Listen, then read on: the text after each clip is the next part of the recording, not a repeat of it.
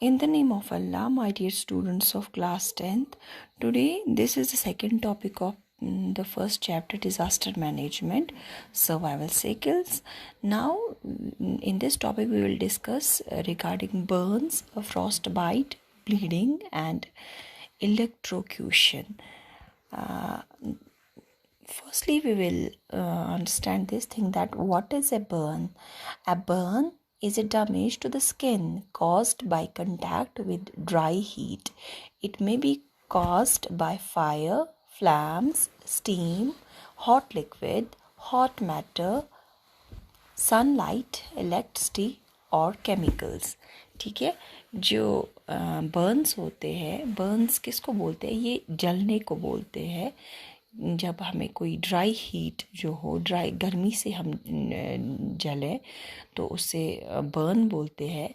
वो तो हम आग से या किसी फ्लैम से या कभी कहीं भाप से, स्टीम से या कोई हॉट लिक्विड से या किसी हॉट मेटल को छू लिया उससे जल गया, या सनलाइट से सन बर्न हो गया, इलेक्ट्रिसिटी से जल गए या किसी और केमिकल से जल गए, इसको ये बर्न्स कहते हैं. यहाँ पे मैं आपको दिखाती हूँ, ये डिफरेंट टाइप्स ऑफ बर्न्स है यहाँ पे. जैसे कि हम डिग्रीज़ देखते हैं, बर्न्स की डिग्रीज़ को जब हम देखेंगे, यहाँ बर्न्स के टाइप को हम देखेंगे.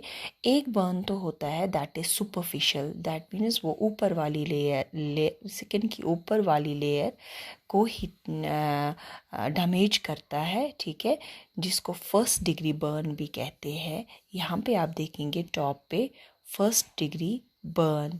ठीक है, ये दूसरा जहाँ पे आप देखेंगे ब्लिस्टर्स, आप देख सकते हैं यहाँ पे, this is the second degree burn. ठीक है, पार्शियल थिकनेस यहाँ पे हो जाती है ये. ठीक है, ब्लिस्टर्स आ जाती है स्किन पे. This is the second type of burn, second degree burn.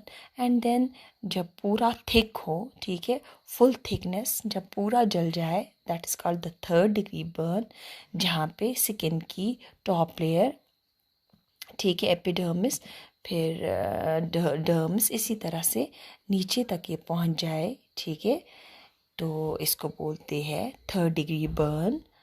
तो यहाँ पे हम देखते हैं ये फर्स्ट डिग्री बर्न, जिसको सुपरफिशियल बर्न भी कहते हैं. It involves only top layer of the skin and it is red and dry and the burn is generally painful. The area में स्वेल.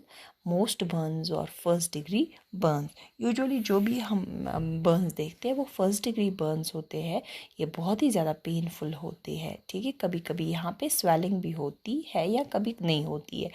दूसरा सेकेंड डिग्री बर्न जो होता है, जो पार्शियल थिकनेस, जिसमें पार्शियल थिकनेस होती है, it involves both the epidermis and dermis. इसमें एपिडर्मिस और डर्म्स, पहली डिग्री में सिर्फ एपिडर्मिस ही इन्वॉल्व होती है. इसमें डर्म ऊपर वाली लेयर जिसको एपिडर्मिस कहते हैं और इसके अंदर वाली लेयर जो होती है जिसको डर्मिस कहते हैं, ये भी इफेक्ट हो जाती है. The area is red and blisters में ओपन ऑन वीप फ्लूइड. ठीक है, तो इसमें ब्लिस्टर्स होते हैं जिनके अंदर फ्लूइड भरा हुआ होता है, making the skin appear wet. इससे स्किन वेट लगती है. These types of burns are usually painful and the area often swells. ठीक है, स्वेलिंग होती है. देन थर्ड डिग्री बर्न, जो जहाँ पे फुल्ली थिक होता है ये, it destroys both the layers of the skin with muscles. यहाँ पे एक तो दोनों लेयर स्किन की, डर्म्स एंड एपिडर्मिस, मसल्स, बोन्स, ठीक है, ब्लड वेसल्स एंड नर्व्स, ये सब जल जाते हैं. दीज बर्न्स में लुक ब्राउन और चेयर्ड विद टिश्यू अंडरमीथ. इसमें हमें टिश्यूज़ तक दिख सकते हैं अंदर के. तो ये वाले बर्न जो है ये उतने पेनफुल नहीं है. ठीक है, समटाइम्स इट अपीयर्स वाइट.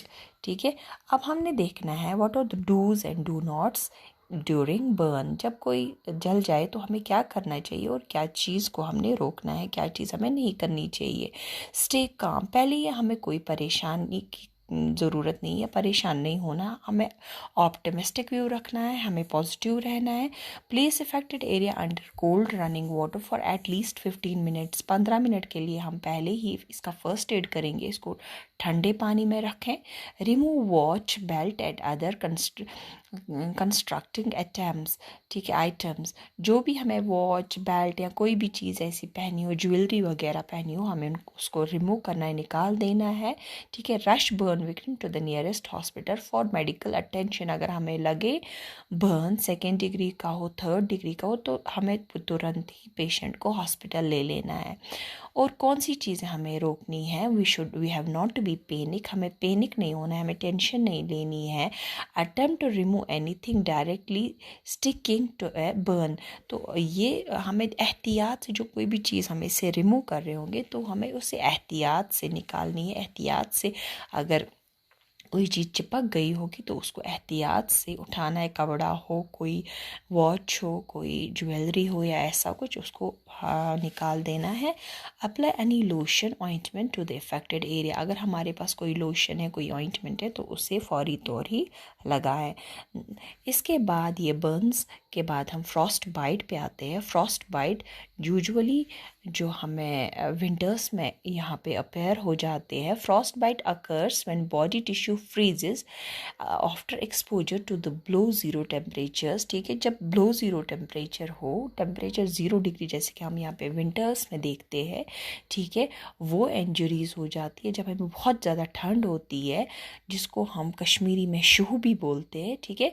तो फ्रॉस्ट बाइट वही इंजरी है, ठीक है, caused by severe cold. Injury to someone caused by severe cold, usually to their toes, fingers, ears or nose, that causes permanent loss of tissue. तो ये बहुत ज़्यादा painful होता है। इसमें लॉस ऑफ टिश्यूज़ होते हैं, लॉस ऑफ सेल्स होते हैं। ये यूजुअली ऑकर होता है टोज़ पे। टोज़ जैसे आप जानते हैं, जो हमारे पैर होते हैं, पैर की जो थंब होता है, उसका टो होता है, वहाँ पे ये हो सकता है। फिंगर्स पे हो सकता है, ईयर्स पे होता है, नोज़ पे हो सकता है, ठीक है। हमने क्या करना है अगर हमें फ्रॉस्ट बाइट हो, ठीक है, तो हमने क्या करना चाहिए। डोंट यूज़ फायर, हमें फायर को इस्तेमाल, आग को उस वक्त इस्तेमाल नहीं करना है। It can burn frostbite and flash, यहाँ पे फ्लैश को जला सकता है। We should not rub it, हमें इसको रब नहीं करना है। Rubbing can break frost bitten की, यहाँ पे भी स्किन ब्रेक हो सकती है। डोंट पुट प्रेशर, हमें प्रेशर इस पर नहीं डालना है। Don't walk on frostbite and feet, अगर हमें फ्रॉस्ट बाइट हो, शू हो गया होगा, ठीक है, तो हमने क्या करना है, तो हमें उन पैरों पे नहीं चलना है। डू यूज़ बॉडी हीट, तो हमने क्या करना है, तो unlike fire this can not burn you, तो हमने क्या करना है, हमें हीटअप, अपनी बॉडी को हीटअप करना है। फायर को छोड़ के हमें गर्मी रखनी है। डू यूज़ वार्म वाटर, हमें वार्म वाटर को यूज़ करना है। डू स्पोर्ट स्टेबलाइज, ठीक है, stabilize and pad the injured area, हमें इसको पैड करना है, हमें इसको रैप करना है। ये चीज़ें हमने करनी है। तो electrocution, now after frostbite we have electrocution. Electrocution किसको बोलते हैं, जब हमें कोई इलेक्ट्रिक शॉक लग जाए, ठीक है, उसको हम इलेक्ट्रोक्यूशन कहते हैं। इलेक्ट्रोक्यूशन इज डेथ और severe injury by electric shock, electric current passing through the body. The word is derived from electro and execution, but it is also used for accidental death. What we have to do when we have electrocution, okay, what is the first aid for electrocution? It is first aid for this electrical injury victim, your electrocution. What we have to do first, we have to shut off the circuit, we have to disconnect the electricity. Don't touch someone who is being electrocuted. You may be too, okay, you have not to touch that very person who is getting this electric shock. आपको उस बंदे को touch नहीं करना है, छूना नहीं है, जिसमें ये जिसको इलेक्ट्रिक शॉक लग गया होगा, या जो electrocuted patient हो, okay. Then the second thing, if you cannot find the circuit control, pray the victim away from the contact point using a non-conductor like a piece of wood. तो अगर आपको circuit ना मिले, switch ना मिले, तो आपने क्या करना है, आपको कोई ऐसी चीज़ जो बैड कंडक्टर ऑफ इलेक्ट्रिसिटी हो, ठीक है, नॉन कंडक्टर हो, तो उससे इस बंदे को उस जगह से हटाना है, इस शॉक से बाहर करना है, उस इलेक्ट्रिक वायर से या जहाँ से भी इसको शॉक लग गया होगा वहाँ से उसको दूर करना है. While you are doing this, get someone else to call 911. अगर जब आप ये करते होंगे तो आपको उसी वक्त एमरजेंसी को कॉल करना चाहिए. Okay. Here do and do nots for electric safety. Electric safety पे क्या आपको करना चाहिए? Only authorized persons should enter in electrical substation. जो authorized persons हो, जो trained person हो, जिनको authority होगी, वही इस substation पे जाए, electric poles के साथ touch करे. Before starting work on electrical panel, always wear arc flash suit and electrical hand gloves. Accordingly जो भी प्रिकॉशंस हमें दी गई होंगी, जो हमारे इलेक्ट्रिशियंस हो, हमें इलेक्ट्रिक पर्सनल हो, ठीक है, तो उनको एज़ पर जो भी उनके डायरेक्शंस दी गई होती है उनको वो सब कुछ करना है. उसके बगैर, उस सेफ्टी के बगैर वहाँ नहीं जाना है. Fourth here we have to discuss here, that is bleeding. What is bleeding and what should we do during bleeding and what we should avoid during bleeding? If somebody is bleeding, okay, bleeding also known as होमोरहेज, ठीक है, जिसको bleeding को होमोरहेज भी कहते हैं. होमोरहेज और simply blood loss is blood escaping from the circulatory system from damaged blood vessels.